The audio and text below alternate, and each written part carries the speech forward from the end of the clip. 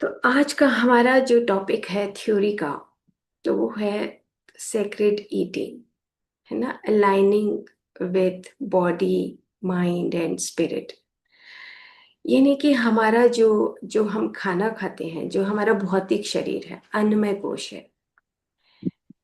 और अन्नमय कोश का जो भोजन है वो हमारा अन्न है। अन्न हमारा खाने का तरीका है। हम किस प्रकार से खाएं, सेक्रेड ईटिंग क्या होती है, ये हमें जानना है।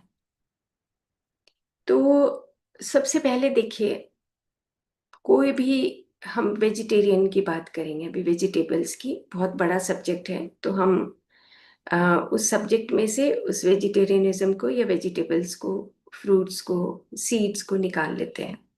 नॉन वेज और वेज की बात नहीं करते हैं, हम सिर्फ वेज की बात करते हैं। तो आप देखिए कि अन्न को ब्रह्म माना गया है, कि अन्न इज इक्वल टू कॉन्शियसनेस। अब मतलब कोई भी खाना आप चाहे तोरी लाएं, घिया लाएं, बादाम लाएं, काजू लाएं, आपके खाने का कोई भी जो सब्जी है, फल है, वो उसको ब्रह्म बोला गया। मैं स्लाइड के जरिए दिखाऊंगी। तो उसके पीछे का जो विज्ञान है, जैसे जो धरती है, धरती के नीचे जब हम कोई भी बीज बोते हैं, तो वो जो बीज बोते हैं, तो उसके चारों तरफ धरती एक योनि तैयार करती है। यानी कि जैसे एक महिला का गर्भाशय होता है, ऐसे ही जो पृथ्वी है वो भी एक अपना इनविजिबल, यानी कि अमूर्त रूप से एक गर्भाशय को तैयार करती है। और वो चारों तरफ ऐसी लेयर्स बनाती है कि अब ये एरिया है जिसमें आलू उगेगा, अब ये एरिया है जिसमें शकरकंदी उगेगी, ये एरिया है जिसमें मूली उगेगी, है ना। तो वो एक अपनी अपने चारों तरफ एक बाउंड्री, एक गर्भाशय योनि तैयार करती है। और फिर उसके अंदर खूबसूरती से वो चीजें उसके अंदर वो भरने लगती है, वो ताकत आने लगती है, वो इम्प्रिंट्स आने लगते हैं। यानी कि एक उसका भौतिक शरीर और एक उसका प्राण शरीर बनने लगता है। तो जो पौधे होते हैं उनमें प्राण शक्ति बहुत अधिक होती है। तो जो वो चेतनता है जो पूरी चारों तरफ पसरी हुई है, उस चेतनता का जो हम इंडिविजुअल कॉन्शियसनेस जो हमारे भीतर है, ऐसे ही वो चेतनता अब उस सब्जी के भीतर निर्माण करने लगती है। अब ये बात मैं क्यों बता रही हूँ? क्योंकि हम जब कोई भी सब्जी खाते हैं, फल खाते हैं, है ना, रोटी खाते हैं, गेहूं है, चावल है, बाजरा है, इन सब के अंदर वो पोटेंशियलिटी, यानी कि वो ताकत, वो ऊर्जा शक्ति भरी हुई होती है। और वो जो ऊर्जा शक्ति है उसी के माध्यम से हमें वो ऊर्जा मिलती है। तो ये सब्जेक्ट बहुत गहरा है।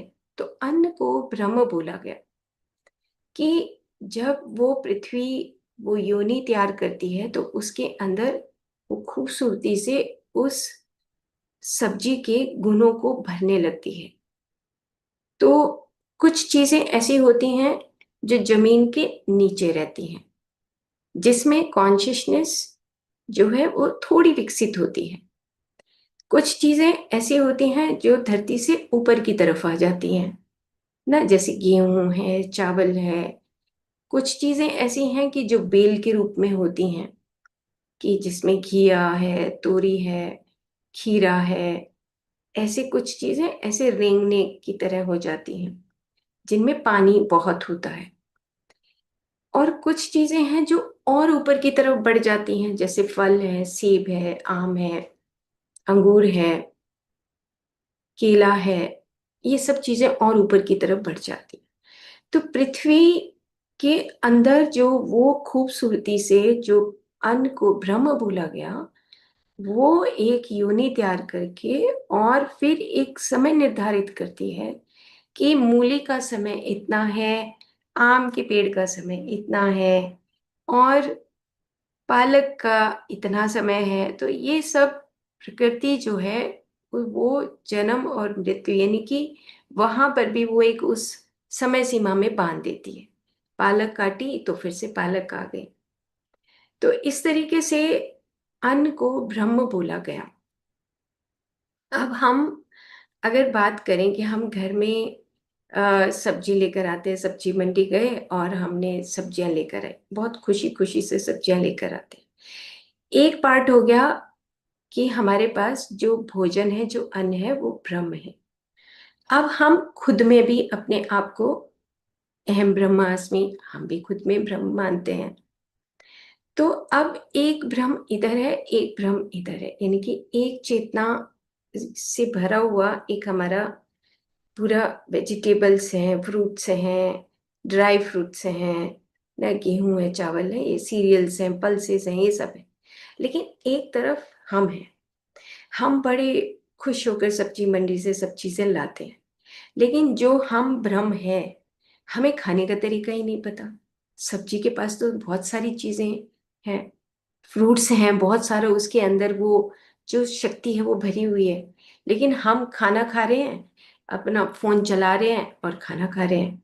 हम अपना फोन कर रहे हैं, खाना पका रहे हैं। पाक शास्त्र यानी कि पाकशाला में गए, रसोई में गए, कुछ ध्यान नहीं है।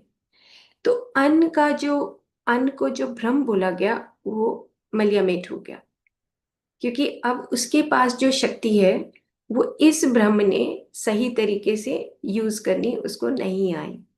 तो इसीलिए सबसे जो इम्पोर्टेंट पॉइंट है कि हम अ, समझें कि ये जो मैं ब्रह्म हूं, मुझे उसके साथ कैसा व्यवहार करना चाहिए, ये बात हमें सीखनी है।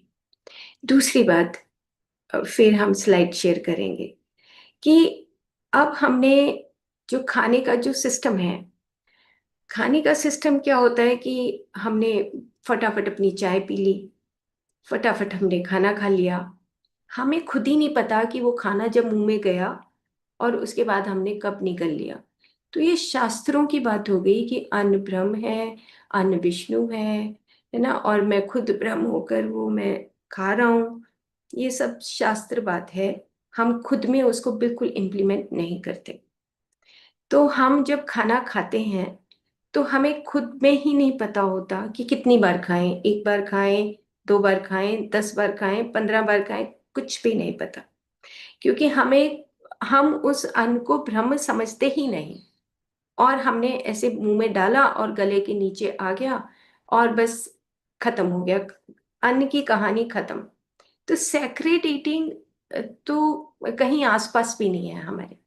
हम उस सेक्रेट ईटिंग का, जो सेक्रेट का मतलब कि जो आपके मन को तसल्ली दे, जो आप ब्रह्म है, वो ब्रह्म और बाहर का ब्रह्म, ये जो खाना खा रहे हैं, ये और हम एक हो जाएं, एक हो जाएं। जब एक होते हैं तब हमारे शरीर के अंदर वो शक्ति, जो हम कहते हैं ना ओज शक्ति, वो ओज शक्ति ऐसे बदती है।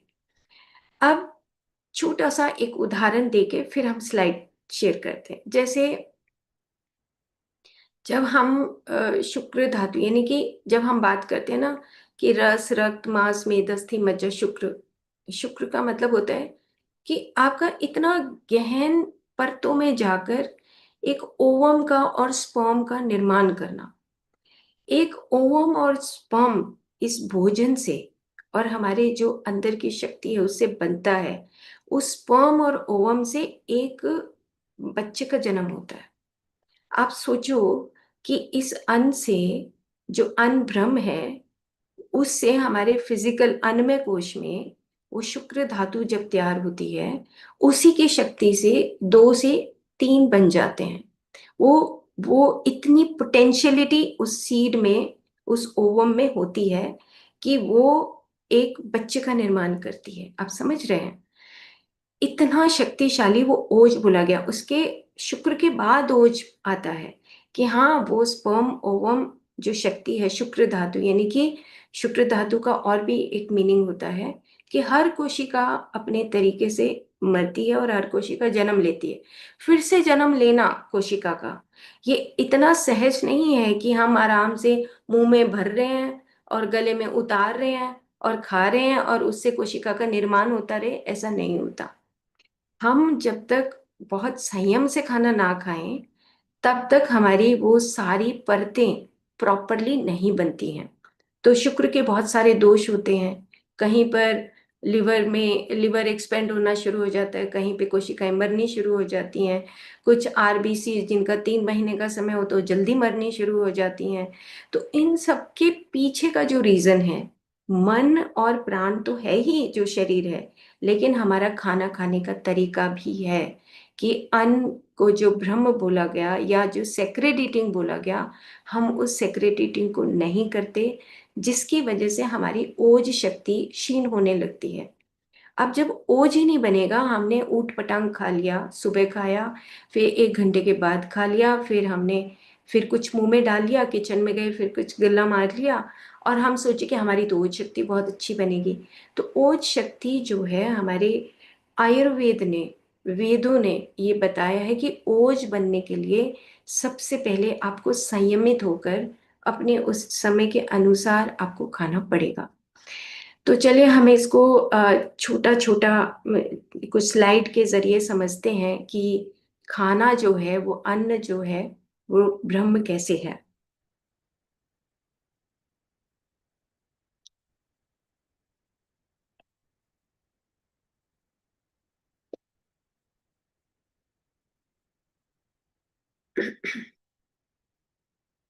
तो जो सबसे पहली स्लाइड आप देख रहे हैं, अन्न अन्न को कॉन्शियसनेस बोला गया है। और उसके नीचे जो अभी जो समझाया कि जो धरती जब नीचे से उस जड़ को, उस तने को, उन पत्तों को, शाखाओं को, फल को, फूल को जो तैयार करती है, वो ही जो सटल एनर्जी है, जो सूक्ष्म ऊर्जा भरी हुई थी, जो हम चारों तरफ ब्रह्मांड की शक्ति बोलते हैं, वो ऊर्जा जो भरी हुई होती है, उसी को ये कहा गया जो रस है, जो रस है वो विष्णु है। अन्न ब्रह्म रसो विष्णु, कि वो विष्णु है। यानी कि विष्णु का मतलब क्या मानते हैं हम, मतलब ब्रह्म ने तो जन्म दे दिया, लेकिन विष्णु क्या करता है कि विष्णु उसको आगे ट्रांसफॉर्म करता है, बढ़ाता है, उसको जीवन देता है ना। जैसे एक पत्ता तोड़ा तो फिर से पत्ता आ जाता है, लेकिन पालक की भी एक उम्र होती है ना। इसी तरह मूली की भी एक उम्र होती है, आलू की भी एक उम्र है, सबकी उम्र है। तो उसमें जो ये कॉन्शियसनेस है, ये ब्रह्मा विष्णु महेश की तरह काम करता है। तो उसके अंदर जो ये ऊर्जा भरी हुई है, जो रस भरा हुआ है, जो गुण भरे हुए हैं, ये सारा उस एक छोटे से, अगर हम एक बादाम खाते हैं, उस बादाम के अंदर इतनी शक्ति होती है कि एक बादाम हमारे जीवन में एक समय के लिए या हम कुछ घंटे के लिए एक बादाम ही सफिशिएंट है। लेकिन हम तो 10-10 बादाम खाते हैं, 10-10 बादाम खाते हैं। तो मैंने देखा है कि जो बहुत ज़्यादा ड्राई फ्रूट्स खाते हैं, उनकी जीभ है ना थोड़ी मोटी हो जाती है। कभी रिसर्च पेपर में दिखाएंगे कि टंग टंग की क्या हालत होती है हमारी जब हम एक्सेस ईटिंग करते हैं। तो एक्सेस ईटिंग के ऊपर भी थोड़ी सी बात करेंगे 5-1 मिनट। तो सबसे पहले हमारे जहन में ये उतर जाना चाहिए कि आपके पास चाहे एक मूली है आप खा रहे हो, या आप एक रोटी खा रहे हो, उसके अंदर इतना पोटेंशियल भरा हुआ है जो आपके पूरे शरीर का निर्माण कर सकता है। लेकिन हम तो सुबह से शाम तक बस खाते ही रहते हैं, तो शायद कहीं ना कहीं वो शक्ति क्षीण हो जाती है। उसकी बात हम आगे करेंगे। ठीक है, तो हमें बस इतनी सी बात समझनी है कि जब अन्न ब्रह्म भी है, विष्णु भी है और महेश भी है, और जो खाने वाला है, वो कहते हैं कि जो खा रहा है वो भी तो ब्रह्म है। तो इन दोनों का मिलन होना बहुत जरूरी है। फिर लास्ट वाली जो लाइन है, उसमें लिखा है कि जो एंजाइम्स हमारे निकलते हैं अंदर से, जो एंजाइम्स निकलते हैं, वो एंजाइम्स हमारे निकल नहीं पाते हैं क्योंकि हम एक्सेसिव ईटिंग करते हैं। इस वजह से कहीं ना कहीं अन्न ब्रह्म का जो एक मेन सूत्र है उसको हमने नकार दिया है। तो आज से हम वो सेक्रेट ईटिंग शुरू करेंगे। नियम बनाइए कि थोड़ा खाएंगे और चबा चबा कर खाएंगे। तो चलो हम आगे चलते हैं। तो आप देखिए कि जब हम खाना खाते हैं तो उसका निर्माण कैसे होता है। आप देख रहे हैं कि पहला जो पॉइंट है जहाँ पे मेरा कर्सर जा रहा है, मुंह में हमने एक निवाला लिया, और निवाला लेने के बाद हमारा वो यहाँ गले से होता हुआ मुंह में जब हम चबाते हैं उसके बाद वो स्टमक में जाता है। पेट में जाने के बाद वो एक हमारी आंत में जाता है, छोटी आंत में जाता है। छोटी आंत में जाके वो रस बन जाता है, उसको अन्न रस बोलते हैं। अब अन्न रस अगर बन गया, और अन्न रस जब अंदर एब्जॉर्ब होने लगता है तो लिवर के जरिए वो हमारे हृदय के भीतर जाता है। तो इतनी सी बात समझनी है कि रस और रक्त, यानी कि रस बना, अनरस बना, और उसके बाद वो लिवर के अंदर जाके उसका फिल्ट्रेशन हुआ और पीछे से एक नाली जाती है जो हृदय के पास जाती है। तो वो रक्त के अंदर धीरे धीरे मिलने लगता है जो अन्न रस होता है। तो रक्त के अंदर अगर मान लो हमने ज़्यादा खा लिया तो अब देखो नाली भारी हो जाएगी, वो लिवर को भी काम करना पड़ेगा। अब लिवर जो है किचन की तरह काम करता है। अब किचन में हमने बहुत सारी सब्जियां ले आई, बहुत छोटी कढ़ाई है और भर दिया हमने उसमें दुनिया भर का सामान। तो उस छोटी कढ़ाई में अगर हमने सामान ही इतना भर दिया तो पकेगा कैसे। तो हमारा जो लिवर है वो फर्स्ट बैरियर माना जाता है कि जो भी आप कुछ खा रहे हो, जैसा भी आपने खाया है, लिवर उसको गाइड करता है कि अब इतना नहीं यहाँ पे सहन हो सकता, तो उसको एक साइड कर लेता है। और एक साइड करके कुछ कुछ धीरे धीरे वो अन्न रस है वो धीरे धीरे ब्लड में मिलाता है। अब इसके लिए समय लगता है। हम सोचे कि अभी हमने खा लिया और उसके बाद जो है बस ये तो खाना हजम हो जाएगा, कुछ नहीं फर्क पड़ता, फिर से आधे घंटे के बाद फिर मुंह में डाल लिया। अब वो प्रोसेस जो है पूरा 2 घंटे से 3 घंटे का प्रोसेस चलता है ये पूरा। लेकिन उसी के बीच में अब लिवर को हमने डिस्टर्ब कर दिया, बीच में हमने चाय ले ली, बीच में हमने बिस्किट ले लिए, कुछ हमने भुजिया खा ली। पहले खाना खाया था, अब अंदर से दिमाग ने कमांड की भाई कुछ और खा लो, चलो भाई कुछ और खा लो। तो अब ब्रेन बेचारा काम करेगा लिवर के साथ या हमारे उस चाय के साथ काम करेगा।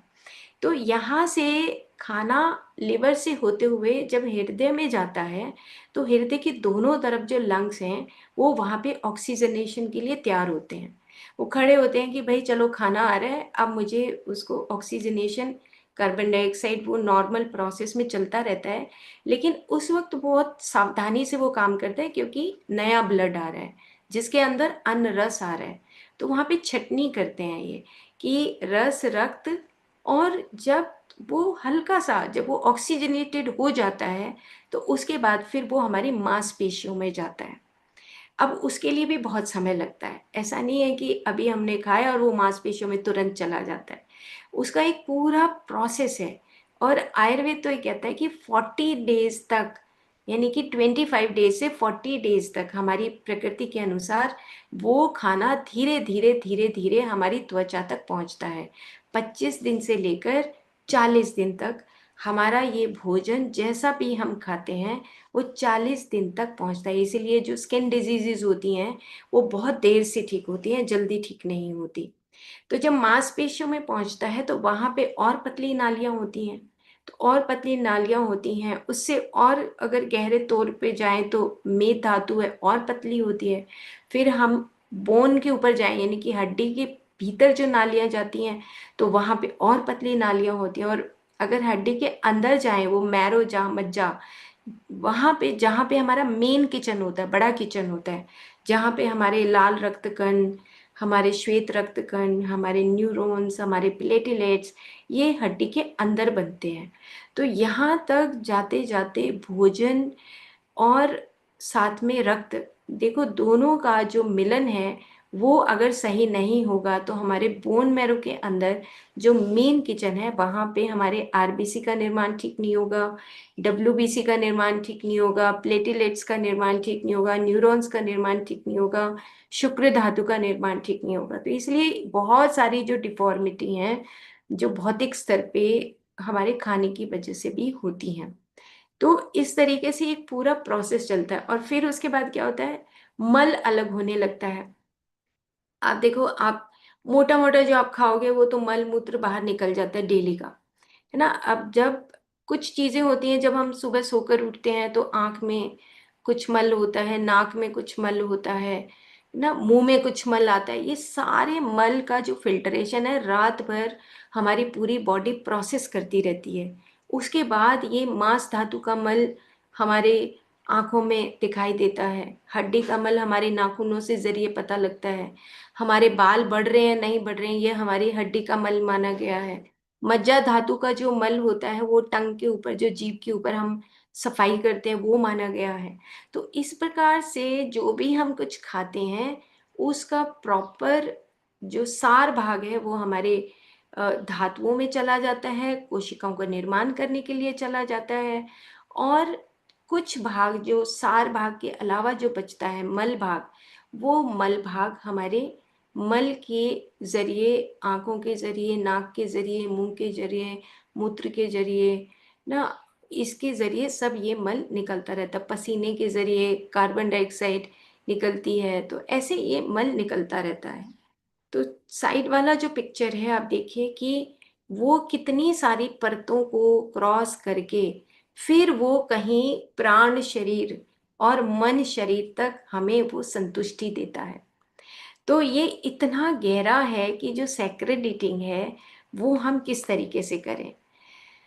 तो अब देखिए कि जो सबसे पहली चीज है, सबसे इम्पॉर्टेंट पार्ट हमारी जिंदगी का क्या होना चाहिए, जो आपके सामने खाना आया उसको अच्छी तरीके से खुशबू लीजिए, आप सूंघिए उसको, उसको देखिए आंखों से। मतलब जो हमारी ज्ञानेंद्रियां हैं उसका हम बिल्कुल प्रयोग नहीं करते हैं, हम उसको प्रॉपरली देखते नहीं हैं खाने को, है ना, उसको प्रॉपरली हम सूंघते नहीं हैं, हम उसका आनंद नहीं लेते हैं, हम उसको प्रॉपरली चबाते नहीं हैं, बस जैसे मन में आया चबा लो और नीचे निगल जाओ। तो जो हमारा खाना बाहर रखा है, ये जो खाना हमारा बाहर रखा होता है खाना है, बस इतना ही है। चाहे वो आप सलाद रखो, चाहे वो पका हुआ खाना रखो, चाहे वो बादाम रखो, कुछ भी रखो, लेकिन जब तक आप चबाएंगे नहीं, जब तक आपके उसके अंदर जो एंजाइम नहीं मिलता, पहला जो स्लाइड है जैसे अमाइलेज है, अगर वो जब स्लाइवा के जरिए चबाते चबाते अगर वो एमाइलेज निकल ही नहीं रहा, तो उस खाने का वो खाना सिर्फ फिर बाहर का खाना ही है। जब तक हम एमाइलेज मिलाएंगे नहीं तब तक वो अंदर के इंटेस्टाइन भी काम नहीं करेंगे। तो अगर एमाइलेज नहीं निकला, मान लो हमने बस ऐसे ही बात करते करते, फोन पे बात करते करते खाना खा लिया, अब एमाइलेज निकला नहीं, निकला नहीं तो वो सीधा पेट में चला गया। तो पेट में कार्बोहाइड्रेट का पाचन नहीं होता, वहां पर सिर्फ प्रोटीन का पाचन होता है। मोस्ट ऑफ द प्रोटीन पाचन करते हैं, यानी कि जो आपने दाल खाई उसका पाचन तो हो जाएगा, लेकिन अगर आपने कहीं रोटी खाई उसका पाचन मुंह में होता है, उसका पाचन हमारे पेट में, स्टमक में नहीं होता। तो क्योंकि वहाँ पे एसिडिक नेचर है, तो जो कॉम्प्लेक्स फूड होता है, जो बहुत हार्ड होता है, जैसे दालें होती हैं, उसको पचाने में हमारा पेट जो है वो हेल्प करता है, स्टमक। तो वहाँ पे कुछ अलग तरीके के एंजाइम्स रिलीज होते हैं, जैसे लिखा है पेप्सिन है, लाइपेज है, ये रिलीज होते हैं।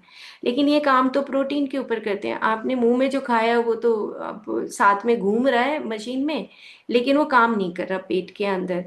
तो उसके बाद फिर कुछ हमारे आगे के जो पेनक्रियाज के हार्मोन्स हैं वो निकलते हैं, अब वो काम करते हैं फैट के ऊपर, अभी भी कार्बोहाइड्रेट के ऊपर काम नहीं हुआ।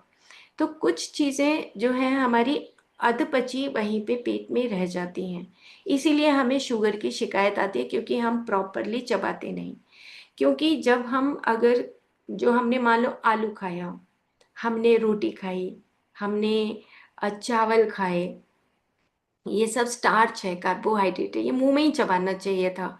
दांत इसीलिए तो दिए हैं कि मुंह में चबाएंगे, बार बार चबाएंगे। तो बार बार अगर चबाएंगे तभी तो माइलेज निकलेगा। अब चबाया नहीं, 1 मिनट में सोचा कुछ और वो निकल गए, गले से नीचे निकलती तो हमारे हाथ से बात निकल जाती है। तो हम जब बाहर का खाना, देखो हम कितनी मेहनत करते हैं, हम बाहर जाते हैं बाजार में, अच्छी अच्छी चीज़ें लाते हैं, अच्छे अच्छे ब्रांड की चीज़ें लाते हैं, गेहूं का ब्रांड अच्छा होना चाहिए, चावल का ब्रांड अच्छा होना चाहिए, सब्जी बहुत अच्छी होनी चाहिए, टमाटर बहुत अच्छे होने चाहिए, सब कुछ बहुत अच्छा होना चाहिए। लेकिन हम जब तैयार करते हैं तब ध्यान नहीं देते, और जब खाते हैं तो बिल्कुल ही ध्यान नहीं देते, तब तो बिल्कुल ही साफ हो जाते हैं। तो अन्न ब्रह्म या सेक्रेट ईटिंग हम भूल चुके हैं। सेक्रेट ईटिंग तब होती है, आगे एक स्लाइड बनाई है कि सेक्रेट ईटिंग तब होती है जब आप चबाते हुए बहुत शांत मन से आप खाना खाते हैं। आपका अमाइलेज, आपका पेप्सिन, आपका लाइपेज, आपका माल्टेज, ये सब चीज़ें आराम से रिलीज़ हों पेट के अंदर, आपके मुंह के अंदर। जब रिलीज़ होती हैं तब खाने का मिक्सचर बनता है। जब वो खाना उस अमाइलेज के साथ, एंजाइम्स के साथ जब मिक्स होता है, एक होने लगता है, तो उसी को सेक्रेड बोला गया है, उसी को सात्विक फूड बोला गया है। जब तक ये नहीं मिलेगा, सात्विक शब्द को भूल जाइए। आप आलू खाओ, फ्रूट खाओ, वो सेक्रेड या सात्विक तब होता है जब आपके एंजाइम्स आपके उस भोजन के साथ मिलते हैं, तब उसको सत्व बोला गया, यानी कि आप उस वाइटलिटी तक, उसकी शक्ति तक पहुंच गए हैं। तो ये इस तरीके से हमारा जो भोजन है, जब हमारे मुंह से पेट में, इंटेस्टाइन में, हमारी पेनक्रियास से और हमारे लिवर से कुछ एंजाइम्स निकलते हैं, और उसके बाद वो जब एक होने लगें, तब हम उसको सात्विक भोजन बोलते हैं। तो ये मेरे जब मैं पीएचडी कर रही थी, तो उस थीसिस के दौरान मेरे ही जो मेरे गाइड हैं डॉक्टर अमित गोस्वामी, उन्होंने मेरी करेक्शंस की। तो ये सेम मैंने वो लाइनें लिखी हैं कि जब आप खाना खाते हो, चबाते हो, और जब उसके अंदर आपका खाना खाया हुआ और आपके एंजाइम्स जब मुंह में बनते हैं, मिलते हैं, तो अंदर से वो खाना और एंजाइम्स इतने महीन हो जाते हैं कि वो, हम ये कहते हैं कि नए वाइटल प्रोग्राम्स बनाते हैं, कि आपकी भीतर की वो चेतना, तन मात्रा लिखा है उन्होंने, कि भीतर के जो सूक्ष्म पंचभूत हैं वो उनके साथ मिक्स होने लगते हैं, और आपके पास एक शक्ति आती है। वो जो शक्ति है उस खाने के और एंजाइम के जरिए जो शक्ति मिलती है, वो ही आपको शक्ति देने वाला होता है। तो उन्होंने लिखा कि भाई आप कितने पैसे लगाते हो खाना खरीदने में, बाजार जाने में, फूड आइटम्स खरीदने में, उसको फ्रिज में सेट करने में, लेकिन हम जब खाना खाते हैं तो ये चीज़ भूल जाते हैं कि ये जो वाइटल कंपोनेंट है उस फूड का, जो उसके अंदर जो अनब्रह्म है, जो शक्ति छुपी हुई है, जिसको हम आयुर्वेद में रसायन बोलते हैं, वो तो साफ हो जाता है। वो रस आयन, यानी कि रसों से जो धातु बनती है उसको, वो तो साफ हो जाता है। तो हमारा कितना सारा समय उस खाने को खरीदने में, सेट करने में, बनाने में व्यतीत होता है, और 5 मिनट में हम चटक कर जाते हैं उसको।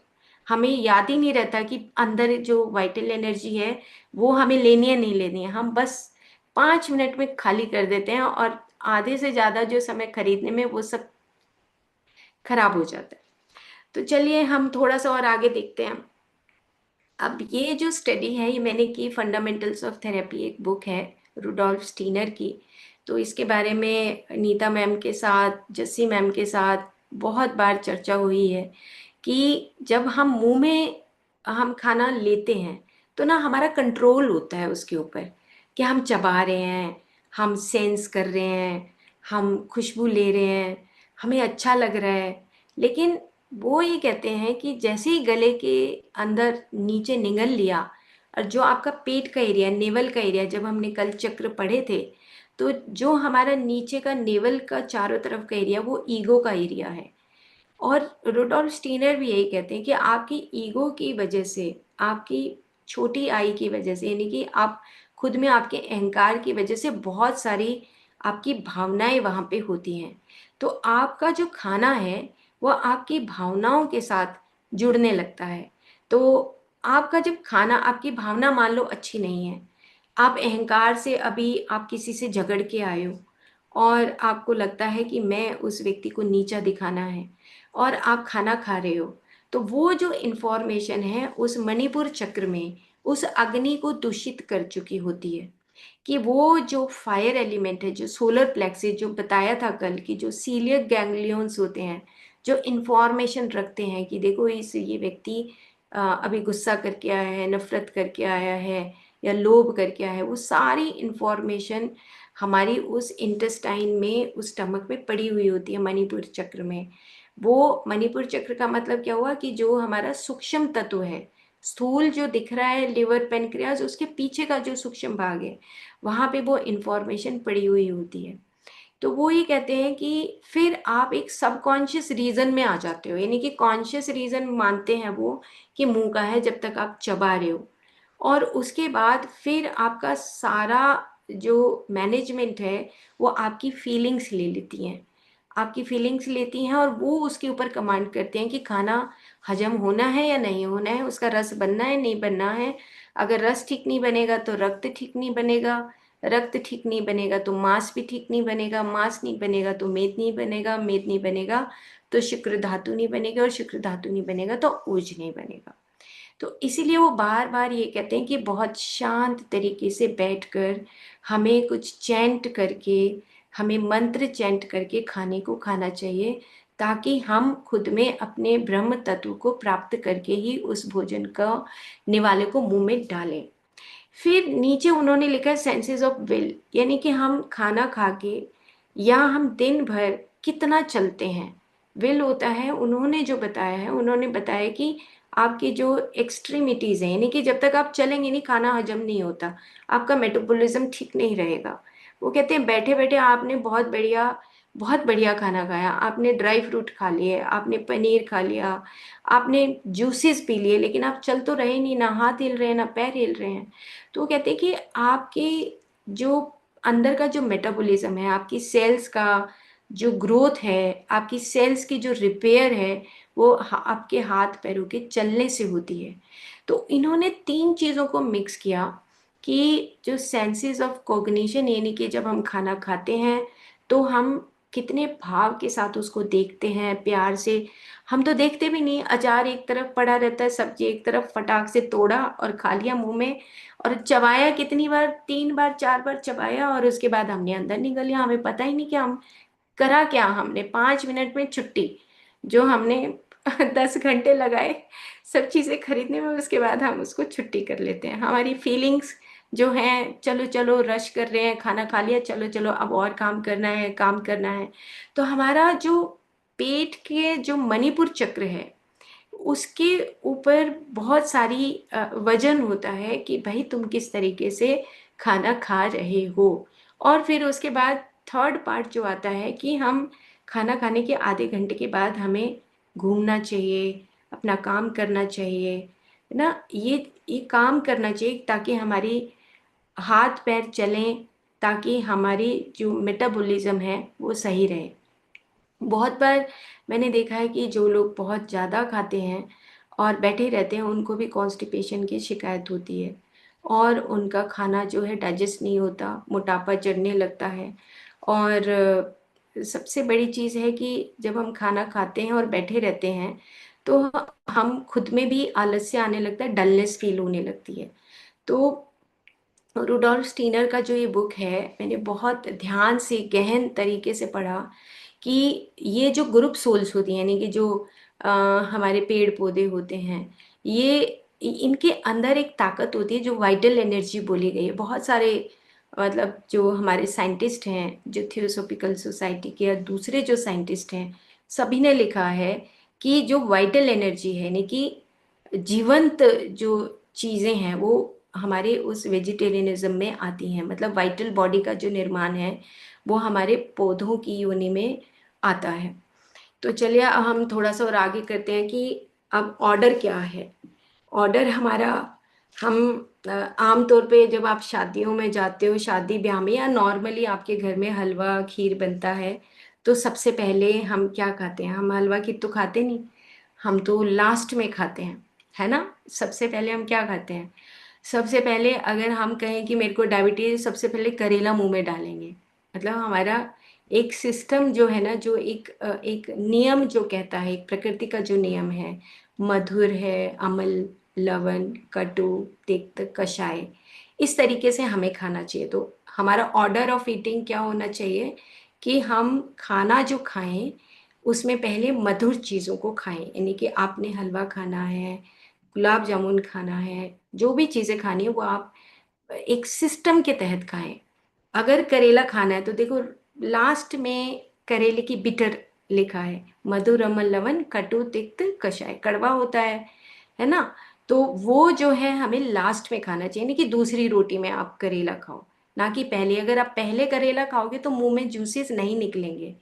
इसीलिए पहले बोला गया कि मधुर और अम्ल, यानी कि अचार है ना, हल्का सा खट्टा जो है वो आपको लेना चाहिए, कि मधुर और अम्ल अचार का एक टुकड़ा आप मुंह में डाल सकते हैं, जो आपको आपके जूसेस को स्क्रीट करने में हेल्प करता है।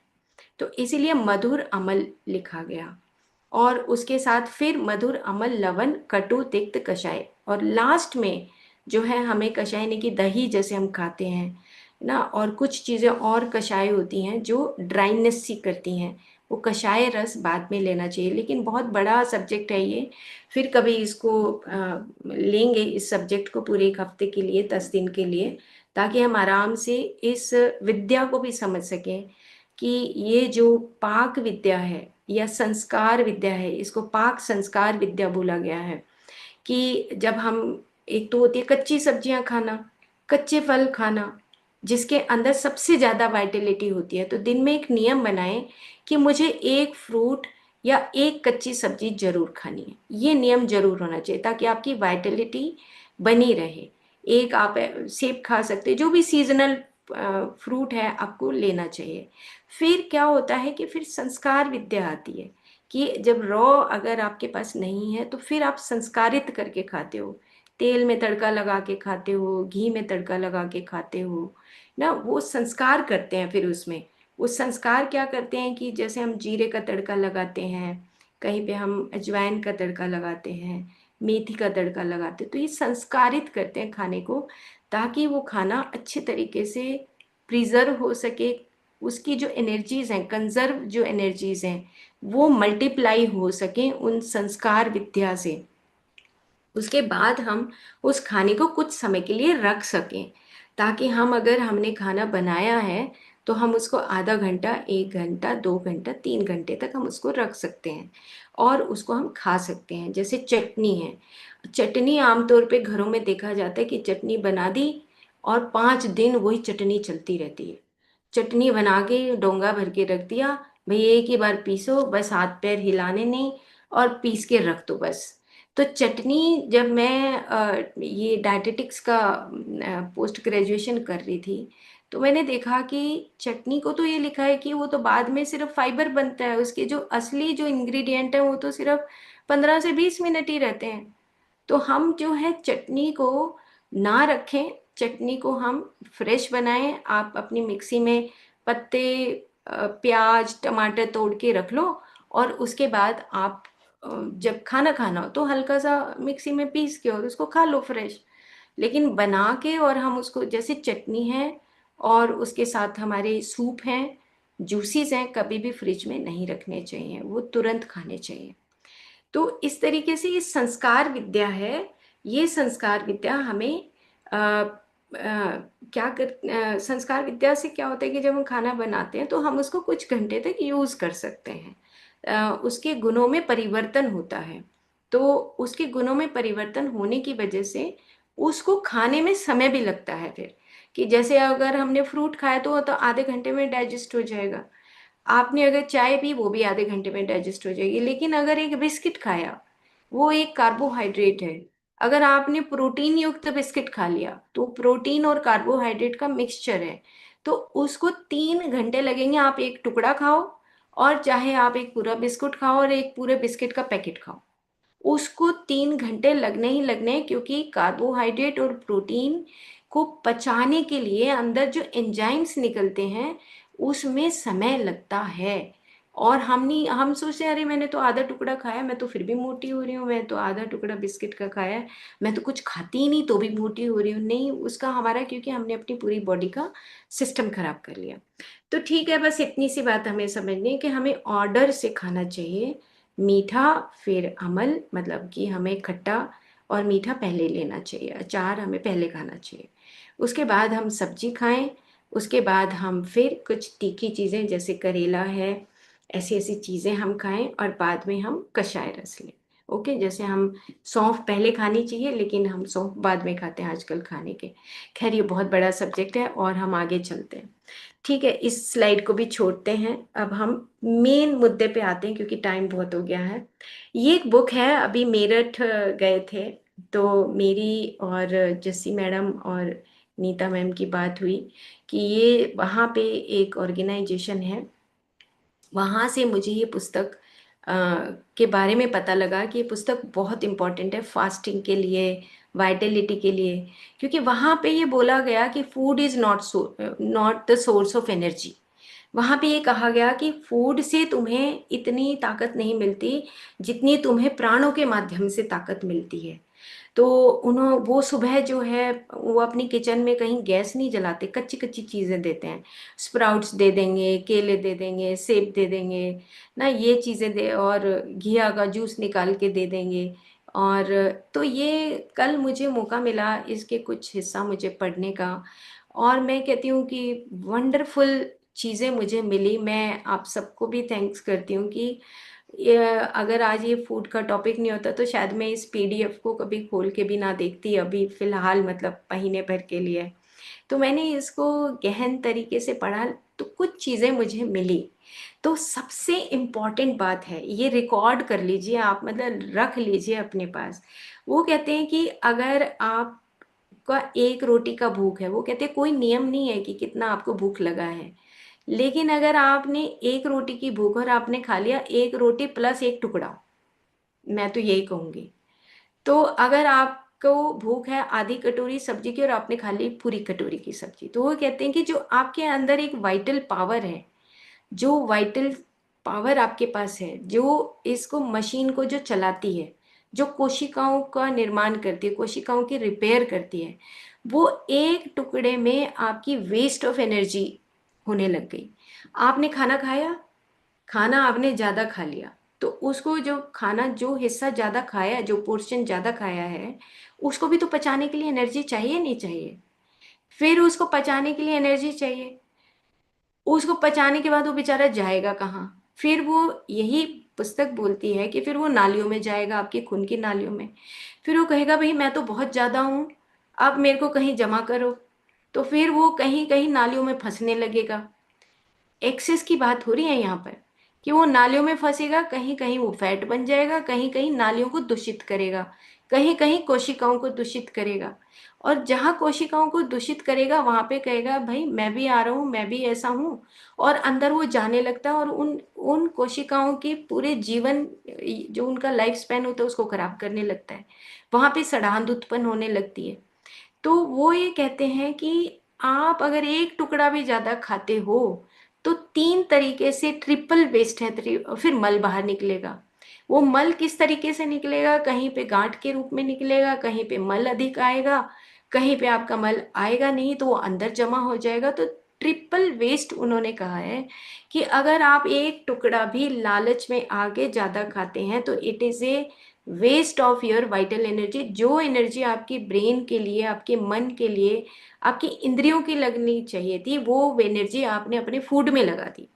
उस फूड में जो एक्सेस फूड आपने खाया उसमें लगा दिया। अब उन्होंने एक बात और कही, वो ये कहते हैं कि ये ऊपर का जो कोट है, we are not nourished by the amount of food we eat but by the amount we can properly use and assimilate. अब वो ये कहते हैं कि भाई जो हमने खाना खाया है वो बात नहीं है, मतलब जितने अमाउंट को हम लेकर उसको हम सही तरीके से आत्मसात कर सकें, एसिमिलेट कर सकें। खाना तो वही होता है ना, मतलब जो हमने खाना खाया जो आराम से मेरे अंदर जाके मेरे स्टमक में, मेरे मुंह में, मेरे इंटेस्टाइन में जो एसिमिलेट हो सके, आत्मसात कर सके, वही तो खाना होता है। लेकिन हम एक्सेस में अगर एक टुकड़ा भी खा लें, एक रोटी खा लें एक्सेस में, तो वही चीज हमारे, अब एंजाइम्स की इन्होंने बात लिखी। उन्होंने कहा तुम्हें क्या लगता है कि तुम जितना खाना खाओगे उतने ही एंजाइम्स निकलेंगे? ये बुक बोलती है, मतलब डॉक्टर का कोट है, इसमें मैंने लगाया है कि वो कहते हैं कि तुम्हारे हिसाब से एंजाइम नहीं निकलते। तुम कहते हो अरे जूसेस नहीं निकलते, खाना हजम नहीं होता, भाई तुम अपने अंदर देखो, तुम्हारी गलतियां हैं वो। उसको तो लिवर को ठीक रखने के लिए एंजाइम निकालना है, उसको स्टमक को ठीक रखने के लिए एंजाइम, वो जितना उसको प्रोपोर्शन जरूरत होता है उस ऑर्गन को, हमारी बॉडी को, उतना ही एंजाइम वो निकालता है। ना कि ये एंजाइम हमारे खाने की उससे निकलेगा कि भाई मैंने ज़्यादा खाया तो ज़्यादा एंजाइम निकलेंगे। तो इतनी बारीकी से इस बुक में समझाया गया कि digestive fluids are throughout secreted not in the proportion to the amount of food eaten but in the proportion to the amount of food required by the system। जितने मतलब एंजाइम्स उस जरूरत है उतने ही वो रिलीज होते हैं, ना कि हम जितने अमाउंट में प्रोपोर्शन में खाते हैं उतने अमाउंट में हमारा मतलब एंजाइम निकलते ही रहे और हम जो है अपनी मनमानी करते रहें। तो वो ये कहते हैं कि food is not the source of energy, यानी कि जितना आपको अंदर से एक कॉल आती है उतना ही आपको खाना चाहिए। जहाँ पे अंदर से वो कॉस्मिक इंटेलिजेंस बोलते हैं, यहाँ पे भी कॉस्मिक इंटेलिजेंस की बात की है, वाइटलिटी की, कि आपके अंदर से एक आवाज आती है कि बस करो अब यहाँ पे, स्टॉप इट। तो वहां पे आपको स्टॉप करना चाहिए, लेकिन हम सोचते चलो ये थोड़ी सी सब्जी बची है, थोड़ा सा अचार बचा है, चलो भाई खा लो इसको, कुछ नहीं। वो कहते हैं कि जितना आप खाओगे उतनी वाइटल एनर्जी आपकी वेस्ट होगी। जो एनर्जी आपके ब्रेन के लिए होनी चाहिए थी वो आपकी खाने के लिए वेस्ट होगी, और थ्री वेस्ट होंगे। मल भी बाहर आएगा, कहीं कहीं मल अंदर जमा होगा, और आपकी जो रियल में जो सेल्स का लाइफ स्पैन है वो भी आपका हाफ हो जाएगा, घटने लगेगा। तो खैर ये जो बुक है इसमें अब आप देखें कि इसी में हाउ टू कीप वेल ना, the excess of the material passing into the blood, बहुत ध्यान से सुनने वाली बातें जो अभी बता रहे थे। Must either take the form of fatty tissue, अब क्या करेगा वो बेचारा एक्सेस फूड, वो तो फैटी टिश्यू में कन्वर्ट होएगा। हम कहेंगे हमारे तो मोटापा चढ़ गया है, अब क्या करें, मोटापा चढ़ रहा है ना। फिर वो कह रहा है कि less excretory matter lost in the cellular tissue और एल्स इन द इर्यूट ग्रॉस कंडीशन फ्लोटिंग इट, मतलब ओवरऑल करने की बात यह है कि वो पुट्रीफाइंग होगा, पॉइजन बनेगा, डिकेइंग होगा, और हमारी एनर्जी जो वेस्ट होगी वो तो है ही। तो फ्रेंड्स, हमें एक्सेस ऑफ जो फूड है, आज का हमारे दो मेजर पॉइंट्स हो गए कि हम एक भी टुकड़ा ज़्यादा ना खाएं, थ्री वेस्ट हम करेंगे अदरवाइज, ठीक है। और जो हम नियम से खाएं, एक हमारा, अगर हम सुबह खाते हैं, दोपहर को खाते हैं, शाम को खाते हैं, बस अपने नियम को फॉलो करें। और हमारे खाने का जो सिस्टम है हम उसको भी एक नियम के तहत ही लें कि हम मधुर अमल लवण, जैसे हलवा भी, अब ऐसा नहीं कि हलवा खाना ही नहीं चाहिए, हलवा बिल्कुल खाना चाहिए। हमारे घर में तो रोज 32 ईयर से रोज सुबह हलवा बनता है, मधुर से शुरुआत होती है। अब अगर हम 2 चम्मच खा रहे हैं तो मधुरता तो होनी चाहिए, उससे जूसीज और ये सब ठीक रहता है। तो एनीवे ठीक है, तो हम आज इतना ही रखते हैं, बहुत टाइम हो गया है, और मेरी फ्रेंड्स हैं वो कुछ और बातें बताएंगी। तो थैंक यू फ्रेंड्स, बहुत बड़ा टॉपिक है, सॉरी। और फिर इसको कभी समय मिलेगा तो बिल्कुल 1 to 1 करके इसको कंप्लीट करेंगे। Thank you. Yes Neeta ma'am, जैसे मैम, कुछ प्रकाश डालिए। Thank you, thank you, thank you Sangeeta ji. आप आयुर्वेदिक पॉइंट ऑफ व्यू से और थियोसॉफी की कुछ एक बुक्स के माध्यम से बहुत सुंदर तरीके से समझाया। अ, छांदोग्य उपनिषद में भी इसके बारे में बहुत कुछ लिखा गया है। उन्होंने कहा है कि आपकी आहार शुद्धि से सत्व शुद्धि होती है और सत्व शुद्धि से आपकी स्मृति शुद्धि होती है। आपका जो भी आप अन्न लेते हैं, भोजन लेते हैं, उसका जो स्थूल भाग होता है उससे शरीर बनता है।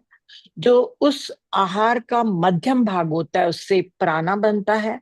और जो सबसे सूक्ष्म भाग होता है उससे मन बनता है।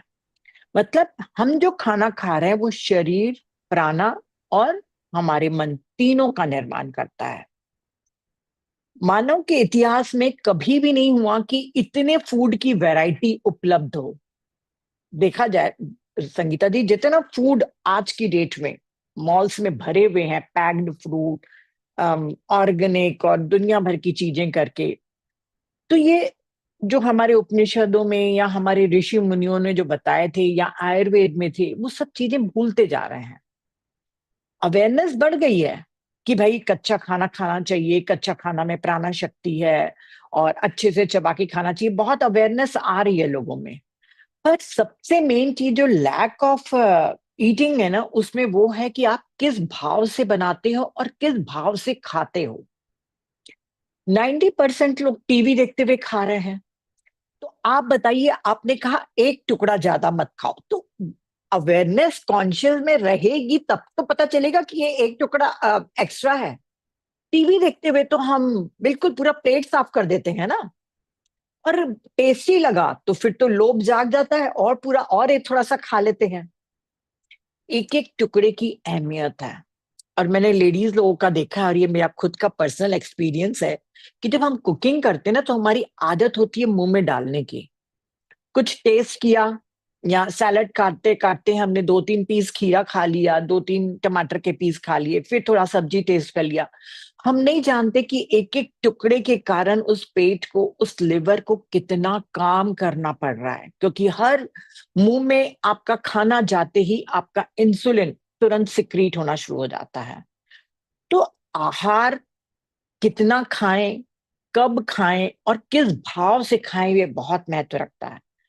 पहले जमाने में प्रार्थना करके खाया जाता था, ताकि हम ग्रेटिट्यूड में उस प्रेम के भाव से खाएं। पर ये आजकल कम हो गया है। मेरा एक अपना नियम है कि मैं फोन नहीं बात करती हूँ जब मैं खाना खाते समय, क्योंकि मेरे को लगता है कि भोजन ना मेरे लिए सबसे क्या बोलते,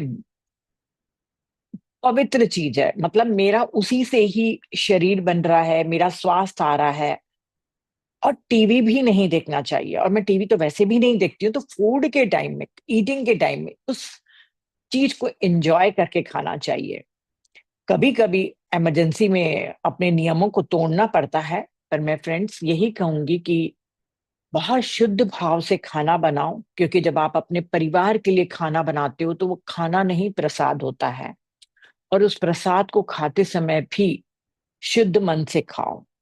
कहा जाता है, हमारे उपनिषदों में कहा गया है कि यदि गुस्से में हो आप या किसी चिंता में है तो मत खाओ खाना उस समय, थोड़ी देर रुक जाओ, क्योंकि उस समय खाना आपके लिए जहर बन जाएगा। पर हम इन सब चीजों को इग्नोर करके क्राइम पेट्रोल देखते हुए या कोई वायलेंस की पिक्चर देखते हुए भी लोग खाते हैं। तो बी अवेयर, क्योंकि आपका भोजन आपका शरीर, मन और प्राण तीनों बना रहे हैं। Thank you Sangeeta ji, thank you friends. क्यों नीता मैम, थैंक यू। बिल्कुल आप सही कह रहे हैं कि अगर आप खाना खाते हो और आप शांत हो तो वही चीज हमारी वाइटलिटी को बढ़ाता है ना। और फिर वाइटलिटी से फिर हमारा मन, उसके ऊपर भी प्रभाव पड़ता है। वैसे अगर हम मेडिसिन के तौर पे देखें तो जो फिजिकल बॉडी है, फिजिकल बॉडी का जो मतलब अन्नमय कोश है, उसका भोजन अलग है। प्राणमय कोश का भोजन अलग है, मनोमय कोश का भोजन अलग है। मतलब अलग अलग फूड है, बट वो आपस में मिलके जो सेक्रेड ईटिंग है, जो हम खाना खाते हैं, उसका प्रभाव हमारे मन और उससे बियॉन्ड वहां तक जाता है। अब चबाया है नहीं, निगल गए, है ना। तो फिर उसका हम सोचें कि भाई हमारी तो रोग प्रतिरोधक शक्ति इतनी हो कि हमारे कोई बुखार ही ना आए, तो फिर वो खाना भी वेस्ट हो गया। और जो हमारी रोग प्रतिरोधक शक्ति जहाँ हमारी बननी चाहिए थी, वो भी नहीं बनी ना। और उसके पीछे का जो मन है, जो शांत होना चाहिए था, वो भी नहीं हुआ। जो वाइटलिटी हमें मिलनी चाहिए थी, वो भी नहीं मिली। तो ये सारों का कनेक्शन जो है, अलाइनमेंट है, ये अलाइनमेंट तोड़ देते हैं हम। मतलब खाने के लिए देखो कितना पैसा लगाते हैं, लेकिन खाने का पैसा तो लगा दिया, लेकिन खाया 5 मिनट में चटक कर गए। अरे हमें यही नहीं पता कि यार इतना पैसा लगाया हमने, इतनी एनर्जी लगाई, इतना टाइम लगाया, और हमने मतलब 5 मिनट में उसका स्वाह कर दिया बिल्कुल। तो उसमें भी तो कम से कम समय लगाओ, जैसे आप कह रहे हो कि बिल्कुल हमें शांत चित्त होके खाना खाना चाहिए, और किचन में कोई फोन नहीं लेकर जाना चाहिए। कम से कम हम आधा घंटा तो कम से कम फोन से भी बचेंगे, है ना। तो कुछ तो बचा नहीं है, पर एक पॉइंट पत्री सर का है जो मैं बता देती हूँ यहाँ पर। कि खाने से हमारा शरीर पोषित हुआ, मन पोषित हुआ, जैसा अन्न वैसा मन कहते हैं। ये मैंने तो कहीं नहीं पढ़ा, ये पत्री सर से सुना है कि खाने से आत्मा पोषित होती है। अभी तो हम शरीर पे ही नहीं है, तो आत्मा तो बड़ी आगे की बात है। तो सर का ये कोटेशन है कि अरुचिकर खाना, बेमन से खाया खाना, बेमन से पकाया हुआ खाना आत्मा की दरिद्रता का प्रतीक है। तो जितना जितना आप इवॉल्व होते हो ध्यान में, और सर ने मुझे ये कहा कि अगर आपकी ईटिंग हैबिट्स, खाना पकाना, खाना परोसना, खाना खाना, उसमें बदलाव नहीं आ रहा, तो ध्यान अभी सही नहीं हो रहा। जैसे जैसे आप ध्यान में आगे बढ़ोगे, उसका असर हो रहा है कि नहीं, वो आपको खाने से पता चलेगा। आपकी खाने की आदतें बदल जाएंगी, खाने का तरीका बदल जाएगा, खाने का भाव बदल जाएगा, और आपकी आत्मा प्रसन्न होगी। हमें लगता है कि आत्मा के लिए तो भोजन है ही नहीं, ये तो शरीर के लिए है। लेकिन जो उसका बिल्कुल सूक्ष्म जो एनर्जी है, उससे आत्मा प्रसन्न होती है। कई बार हम खाना खाते हैं, हम कहते हैं आज तो आनंद आ गया। वो आनंद किसे आता है? वो आत्मा को आनंद आता है। और अगर आत्मा को आनंद नहीं मिल रहा है, तो वो भोजन जो है वो बस सिर्फ सुपरफिशियली, वो बस जा रहा है अंदर, और थोड़ा जीने के लिए हम काम कर रहे हैं। तो इसीलिए खाने का बहुत भारी विज्ञान है, इसे शास्त्र कहा गया है, पाक शास्त्र, पाक कला। ऐसा नहीं है कि कुछ भी मिलाया कुछ भी बनाया। आज देखो यूट्यूब भरा पड़ा है, किसमें क्या मिलाना है, क्या खाना है, कैसे खाना है, कौन सा खाना किस समय खाना है, कुछ पता नहीं है, बस सब यूट्यूब देख देख के हम बना रहे हैं। तो आत्मा का अगर हम पोषण करना चाहते हैं, तो हर चीज की जड़ खाने में ही है। खाने से ही शुरुआत होती है। हम सोचें कि खाना तो कुछ भी खाएं और ध्यान बहुत अच्छा लग जाए, वो नहीं सकता। खाना तो कुछ भी खाएं, विचार बदलते जाएं, वो नहीं हो सकता। हर चीज की जो पहली सीढ़ी है, अगर पहली सीढ़ी पे ठीक पाँव नहीं रखा, तो फिर नहीं हो सकता कुछ भी। तो ये बहुत गहरा विज्ञान है। शायद इस पे तो महीनों भी बात की जा सकती है। तो बहुत कम समय में आपने बहुत सारी चीजें बताई। अगर इतनी भी इम्प्लीमेंट कर लें, जीवन बदल जाएगा। और करके देखिए। और मैं बहुत समय से ये प्रैक्टिस कर रही हूँ, आज तक मैं उसमें सक्सेसफुल नहीं हुई हूँ। कि मैं जैसे बाकी चीजों में हम थॉट फ्री रहने की कोशिश करते हैं, तो मैं ये कोशिश होती है मेरी कि खाना खाते टाइम कोई भी इधर उधर का विचार ना आए, पूरा फोकस खाने पे रहे। लेकिन अभी तक मैं सक्सेसफुल नहीं हुई। एक दो कोर के बाद फिर कुछ आ जाता है, फिर कुछ आ जाता है, तो अभी चल रहा है प्रोसेस। तो जब मेहनत करेंगे तो जरूर सफलता मिलेगी। तो thank you. Thank you. Thank you Jassi ma'am, thank you Neeta ma'am, thank you all friends. ये तो इतना बड़ा शास्त्र है कि 3 साल मैंने एमडी में अपनी हर्ब्स को पढ़ने में लगाए। ऐसे लग रहा था कि कुछ भी नहीं पढ़ा अभी, 3 साल भी मुझे कम लगे। और आयुर्वेद तो पूरा है ही आहार के ऊपर आधारित, आहार और औषध के ऊपर। आहार को ही औषध बोला कि आहार ही औषध है। अगर आप ढंग से आहार खाते हो तो वही औषध का, दवाई का काम करता है। उसको 5 साल लगा दिए। लेकिन जब अंदर बॉडी में रमने की बात आई तो खैर, मैंने एक नियम तो बनाया हुआ है, वो आपको भी पता है, कि मैं बीच में कुछ नहीं खाती हूँ। कुछ भी हो जाए, जो एक नियम है वो खाना खा लिया, उसके बीच में उसके बाद 3 घंटे तक कुछ भी मुंह में नहीं डालती हूँ। ये एक नियम जब से पढ़ा आयुर्वेद तब से ये नियम बनाया हुआ है कि कुछ भी नहीं, कोई कुछ कहता रहे खा लो, नहीं खाया जाएगा कि भैया जी माफ करो नहीं खा सकते, मैं खा कर आई हूँ। या फिर खा गई मत आओ, या फिर बिस्किट ही खा लो फिर बाद में मत खाओ 3 घंटे तक। तो ये एक एक नियम भी अगर हम अपना लें तो हमारी बॉडी जो है वो हेल्दी रह सकती है। लेकिन एक नियम भी, ये खाना बहुत शांति से खा लें, तो बहुत सारा, मतलब ये इतना बड़ा सब्जेक्ट है ये, कि इसको हम, सही कहा आपने कि महीने में भी कवर नहीं हो सकता। 5 साल और 3 साल, 8 साल तो मैंने इसी को पढ़ने में लगाए। लेकिन उसके बावजूद भी अभी अगर हम पूछें कि रसायन क्या होता है या ओज क्या होता है, तो उसको बताने में भी समय लगता है कि ओज ऐसे नहीं बनता है। आज की पूरी दुनिया, हरीश जौहरी की पुस्तक मैंने पढ़ी, तो पूरी दुनिया जो ये चाहती है कि मैं खाना खाऊं और हेल्दी हो जाऊं, मैं खाना खाऊं और मुझे कॉन्स्टिपेशन ना हो। मैं खाना खाऊं और मुझे सब चीज़ें मिल जाए, मुझे ओज मिल जाए, रोग रोग प्रतिरोधक शक्ति मेरी शक्तिशाली हो, लेकिन उसके पीछे का जो साइंस है कि भाई तुम कैसे खाना खाओ, उस साइंस को ही अभी तक हमारे ही आयुर्वेद के डॉक्टर्स नहीं समझा पा रहे हैं। सिंपल ओज के ऊपर ही फोकस रहता है। ओज ऐसे नहीं बनता जैसे स्टेम सेल्स होती हैं, जो बोन के अंदर जो बोन मैरो होती है ना, वहाँ पे स्टेम सेल्स होती हैं। अब भाई वहां तक तो एक ट्रेवल करना है ना, वहां तक जाना है। वहां पे हमारी जो मेन किचन है, वहां पे सब चीजों का निर्माण होता है। अब वो कैसे प्रिजर्व होगा, कैसे हम उन चीजों को मेंटेन कर पाएंगे जब हमारी खुद की जिंदा रहते हुए मेंटेन नहीं होती, है ना। तो ये जो पावर्स हैं, ये हमारे लिविंग बींग्स में ही हमें वो पावर्स मिलती हैं। उसके बाद वो पावर्स हमारी हड्डी है, मज्जा है, शुक्र है, ओज है, ये बहुत सूक्ष्म है, बहुत सूक्ष्म है। दिखती हैं लेकिन इतनी सूक्ष्म तत्वों से बनी हुई होती है, इनके अंदर पावर भरी हुई होती है। एक स्पर्म जिंदा कर देता है, एक बच्चे को जन्म देता है, एक स्पर्म ना, एक ओवम बच्चे को जन्म दे देता है। इतनी शक्ति हमारी उस में छुपी हुई होती है, और हम उसको ऐसे ही नज़रअंदाज कर देते हैं। तो खाने की बहुत गहन है खाना। तो चलिए, थैंक यू।